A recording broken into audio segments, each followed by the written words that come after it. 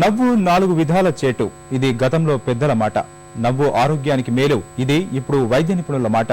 మనిషి హాయిగా, ఆనందంగా, శాంతంగా ఉండేది ఎక్కడ అంటే హాస్యం పరిమళిస్తున్న చోటే. ప్రపంచ నవ్వుల దినోత్సవాన్ని పురస్కరించుకొని లాఫర్ క్లబ్లు ప్రత్యేక కార్యక్రమాలతో నవ్వులు పూయించాయి.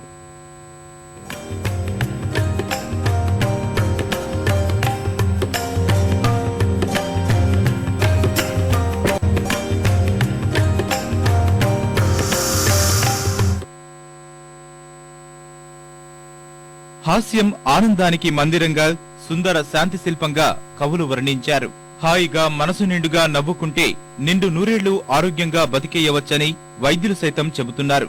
దీన్ని దృష్టిలో ఉంచుకొని గుంటూరు లాఫర్ క్లబ్ నవ్వుల దినోత్సవం సందర్భంగా ప్రత్యేక కార్యక్రమం చేపట్టింది.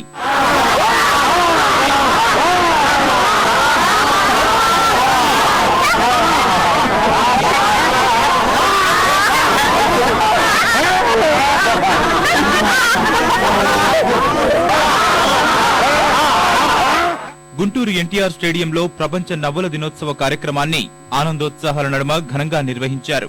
నవ్వు వీరబోయని వ్యక్తిని అస్సలు నమ్మొద్దు, నవ్వే వ్యక్తిని ఎన్నడూ దూరం చేసుకోవద్దంటూ ప్రదర్శన నిర్వహించారు.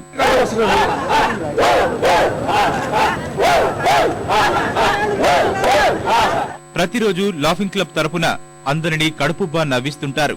మానవాళికి ఆధునిక సౌందర్య పోషక పదార్థం నవ్వు ఒకటేనని, నవ్వు 40 విధాల ఆరోగ్య సూత్రమనే అభిప్రాయం వ్యక్తం చేస్తున్నారు సభ్యులు.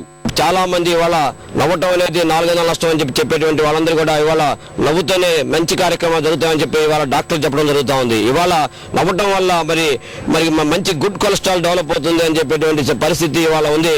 మన ఇండియాలో ఉక్కు మనిషి అని పేరున్న సర్దార్ వల్లభాయ్ పటేల్ గారు ఏం చెప్పారంటే, ఏమి జరిగినా ఎంత నష్టం వచ్చినా, అవసరం అయితే జీవితాన్ని కోల్పోవాల్సి వచ్చినా ఎప్పుడూ నవ్వుతూ ఉండటం అలవర్చుకోవాలని, జరగవలసిందంతా భగవంతుడికి వదిలేయాలని చెప్పారు. బ్రహ్మ ముహూర్తంలో 4 నిద్ర లేవాలంటారు. ఈ లాఫింగ్ క్లబ్ మూలాన మేము 4 లేస్తున్నాము.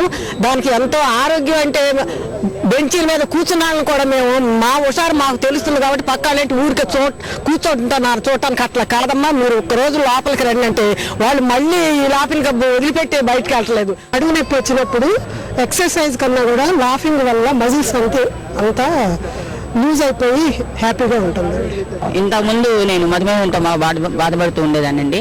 ఇక్కడికి వచ్చిన తర్వాత చాలా వరకు కంట్రోల్ అయింది. పైగానేమో మోకాళ్ళ నొప్పులు లాంటివి కూడా చాలా వరకు తగ్గిపోయాయి. నవ్వండి, నవ్వించండి, నవ్వుతూ ఆరోగ్యాన్ని పొందండి అంటూ విజయవాడలోను లాఫ్టర్స్ క్లబ్ ఆధ్వర్యంలో నవ్వులు పూయించారు. దైనందిన జీవితంలో ఒడిదుడుకులను నవ్వులతో అధిగమించాలని సభ్యులు సూచించారు. నవ్వుతూ బతకాలంటూ నవ్వులతో ర్యాలీ నిర్వహించి హాస్య బ్రహ్మ జంధ్యాలను గుర్తు చేసుకున్నారు.